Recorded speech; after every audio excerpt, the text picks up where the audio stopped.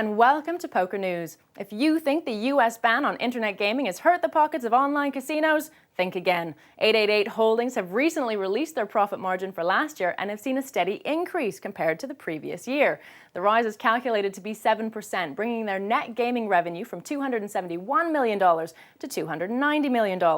This is great news for the online gaming industry, as it means that there's a lucrative market in Europe to make up for the loss of American customers. The Gibraltar-based company 888 had recently gained a license to provide Italy with an online casino and has also begun operating websites in both Spanish and German. There's also been a lot of speculation recently as to whether Ladbrokes would buy out 888. Talks have been going on for months. However, with business looking so promising, 888 may decide to up the ante. Former Senator for New York, Alphonse Marcello D'Amato, has recently been approached by the Poker Players Alliance, the PPA, to become their chairman and chief lobbyist. D'Amato is an ardent poker player. To have him lead the PPA campaign would therefore not only enlist D'Amato's expertise in the field of politics and legislation, but also his personal passion as a poker player. The PPA, who've been solidly leading a campaign to have poker excluded from the Unlawful Internet Gambling Act of 2006, judge poker as a game of skill and don't consider it to be gambling. The Alliance have been fighting their corner on this issue ever since the Gambling Act came into play. D'Amato, who's now the managing director of a lobbying firm, has often been in the public eye for his infamous Washington poker games and is known to be a poker enthusiast. Different from the deal made with the Federalist Group, another conservative lobbying organization, the partnership between the PPA and D'Amato is mainly designed to give poker a well-known face in the campaign. No official deal has been signed yet, but it's believed that D'Amato's representation will be done through his own lobbying firm. Do you like a bit of glamour and brushing shoulders with the jet set? Then you should definitely not miss the last event of the European Poker Tour. Taking place in Monte Carlo's Bay Hotel and Resort between the 28th of March and the 1st of April, the EPT Grand Final kicks off with a lavish welcome party. On the 27th of March, players and their guests will be treated to a free bar in Monte Carlo's celebrity hotspot, Jimmy's. If that's not enough reason for you to make your way to Monaco, however, then the fact that last year's winner took home $1.1 million should definitely persuade you. The event is no limit hold'em with a €10,000 buy-in.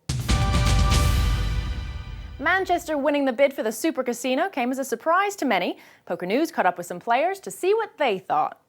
Well, I wasn't surprised so much at the Super Casino open in Manchester because it had been long rumored. Obviously, the location was a surprise to many.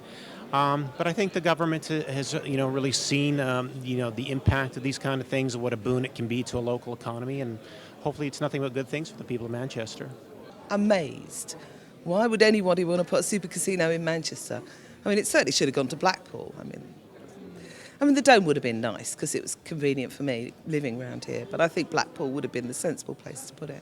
People go there for holidays. It's got seaside, I was a little bit surprised Manchester got the Super Casino, because they weren't one of the favourites. We were looking at sort of London or Birmingham or maybe somewhere like that. So, but I think it'll be good because, Manchester's a good city. It's had a lot of regeneration already. I think it will liven up the city a lot. I think people want it as well. That's the thing. I think it will bring a lot of good things, hopefully. Yeah, I was really. I thought it would come down into London, to be honest. I did think London had the best chance with the Millennium Dome rather than Manchester. But when you think that some of the other main towns around the regions, anyone could have really got it.